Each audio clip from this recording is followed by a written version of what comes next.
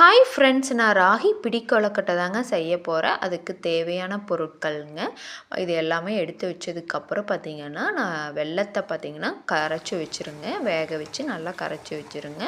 ஒரு பேன் வச்சு 1 கப்பு ராகி மாவு ஆட் பண்ணி நல்லா வறுத்துக்குங்க. அப்புறம் அவல் பார்த்திங்கன்னா பொடி பண்ணி அதையும் 1/2 கப் ஆட் பண்ணிக்கோங்க. இது நல்லா வறுத்ததுக்கப்புறம் நிலக்கடலையை வறுத்து அரைச்சி இது கூட ஆட் பண்ணி நல்லா வறுத்துக்குங்க.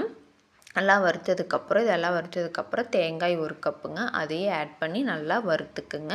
அதுக்கப்புறம் பார்த்திங்கன்னா இனிப்புக்கேற்ப வெல்லத்தை பார்த்திங்கன்னா நான் கரைச்சி அடுப்பு ஆஃப் பண்ணியாச்சுங்க. ஆறுன வெல்லத்தை இது கூட ஆட் பண்ணியாச்சுங்க. அதுக்கப்புறம் பார்த்திங்கன்னா தேவைக்கேற்ப நெய் ஆட் பண்ணிங்க. எல்லாமே மிக்ஸ் பண்ணிக்கோங்க. ஏலக்காய் தூள் ஆட் பண்ணி நல்லா மிக்ஸ் பண்ணி இந்த மாதிரி பிடி கொழுக்கட்டையை ராகி பிடி கொழுக்கட்டையை இப்படி ரெடி பண்ணி வச்சுக்கோங்க.